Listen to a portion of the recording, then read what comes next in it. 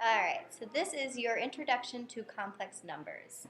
A complex number is written in the form of a plus, this could also be a minus, b, I. Alright, so a here represents what is a real number. Any real number. Okay? bi, this is going to be your imaginary part.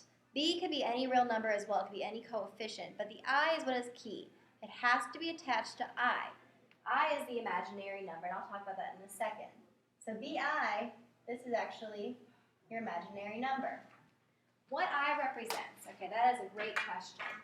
I is equal to the square root of -1. All of you know that you cannot take the square root of -1. That is why I represents the square root of -1.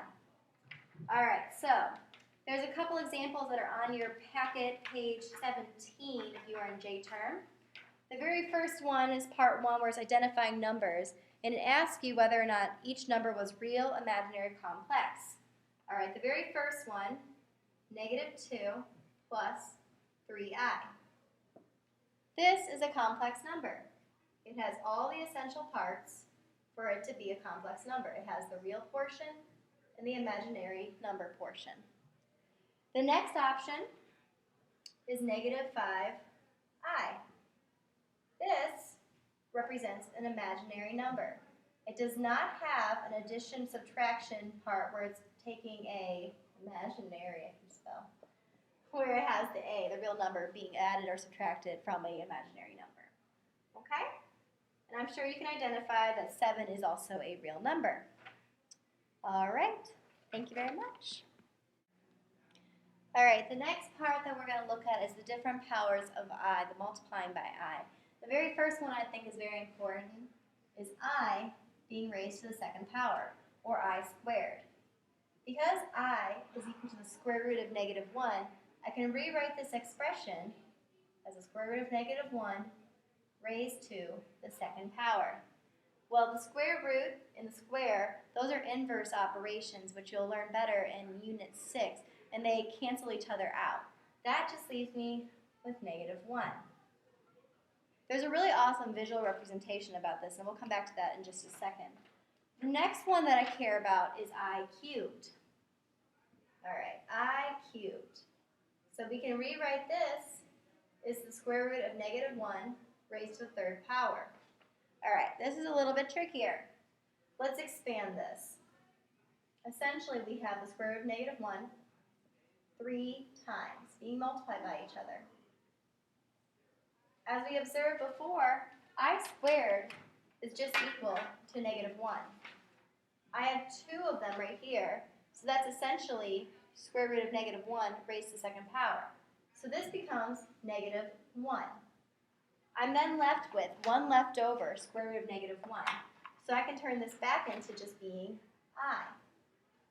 So this leaves me with the fact that I cubed is really just rewritten as -I. All right, so this wonderful visual representation that I already have slightly on here is in 4 quadrants here. The first quadrant is represented by I. Okay? The second representation, the second square, in the normal quadrants will be I squared. But we reevaluated I squared to just being -1. The third would be I cubed. And we realized that I cubed is really just -I. All right, what we didn't do is I to the 4th power, but we know that I to the 4th power, that can be rewritten as I squared times I squared. Because when you're multiplying guys that have the same base, you add their exponents. Well, I squared is just -1, so I essentially have -1 times -1, which is just 1. So my 4th quadrant is representative of imaginary numbers being raised to this type of power where you just equal 1.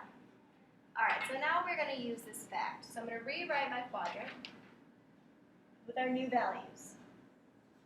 We have this quadrant representing I, this quadrant representing the values of -1, this quadrant representing negative I, and the last one representing positive 1.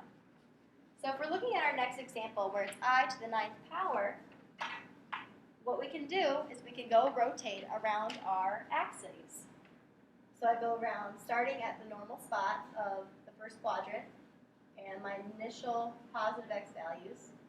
I rotate 1, 2, 3, 4, 5, 6, 7, 8, and 9. So that ended up with me just being in that very first quadrant. I stopped. It was blocked by the wall of the second quadrant. So that tells me that I to the 9th power is really just going to be rewritten as I. Okay? There's actually another even really shorter way to do this, so I'll erase my work on the board, for when you have really, really big exponents. So let's look at the example of I to the 50th power. One trick that you can do is you can take your exponent, so I'm going to take my 50, and I'm going to divide him by 4. Okay? 50 divided by 4. The reason I'm choosing 4 is because I have 4 sectors that could have different values when raised to a different power. If you type that into your calculator, you recognize that it's equal to 12.5. Alright, so let's think about it. If we have sectors of 4, so we have fourths. 1/4 would be 0.25. 1/2, which is 2/4, is 0.5. 3/4 would be 0.75. And this would just be a whole number of 1. Whenever my value has a decimal of 0.5, I should be in the second quadrant.